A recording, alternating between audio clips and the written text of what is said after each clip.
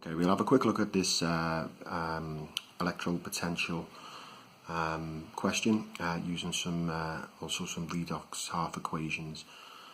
So the first thing I would do in an exam is I would just remind myself that we've got hydrogen in the middle at 0, and then we go all the way across, and we're going to have strong oxidizing agents like chlorine and fluorine on this side.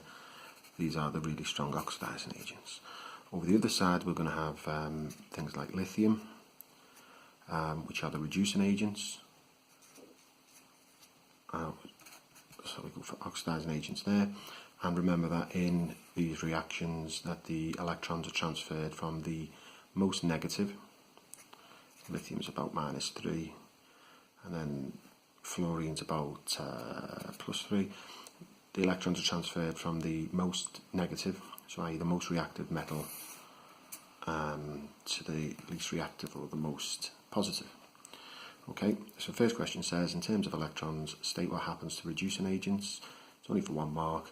Reducing agents lose or donate electrons. Nice and simple. The next question, use the table above, so we're going to have to go to the table. Suggest the strongest reducing agent and the explanation. So all we need to remember is that we've got the most negative species will be the strongest reducing agent, because we've got the reducing agents over this side with the negative values, that we're looking for the most negative values. So we've only got one negative value, so it's fairly obvious that it's going to be zinc. But what you need to remember is that reducing agents donate or lose electrons, so it's the zinc metal, not the zinc 2+ ion, because the zinc 2+ ion has already lost its electrons or donated its electrons, so it's the zinc metal. So our answer, strongest reducing agents, zinc. Explanation, most negative value. The next question, use data from the table, so we're going to go back up to the table. Explain why fluorine reacts with water, and then write an equation. The explanation for all of these as why anything would react with anything, so is because the electropotential value for fluorine is going to be greater than the electropotential value for the water. And what's actually happening is that the fluorine oxidizes, because it's a stronger oxidizing agent, oxidizes the water. For the equation, I'll show you how to complete the equations using the table, and you can use these for any of the questions that you get like this. So the first thing to identify is the two species, or the two sorts of parts of the table that we're going to use. It's asking us about fluorine and it's asking us about water, so I'll make a note there that we've got these two. The next thing to do is look for the most negative value. The most negative value is this water. As soon as we've got the most negative value, that goes on the left hand side. Because this goes on the left hand side, the equilibrium is pushed to the left. The fluorine, the other equation that we need to consider, therefore goes on the right hand side because it is the most positive.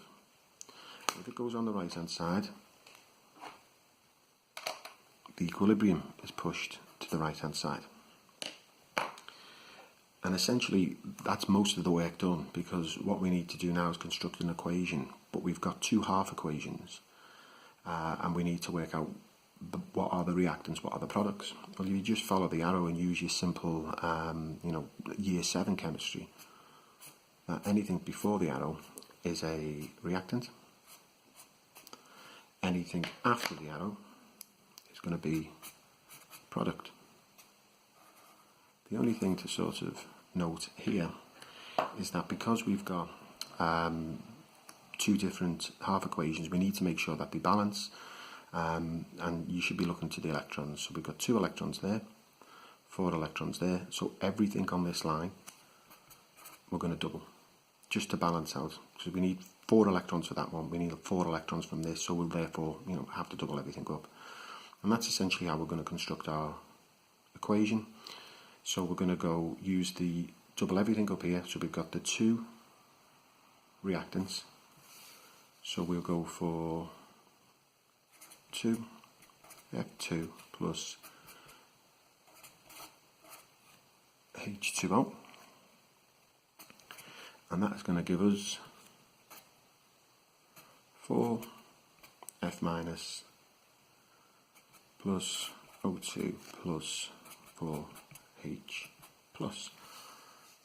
And that is all taken from here. So 2, because we're doubling it up, 2F2 plus 2H2O will give us 4F minus plus O2 plus 4H plus.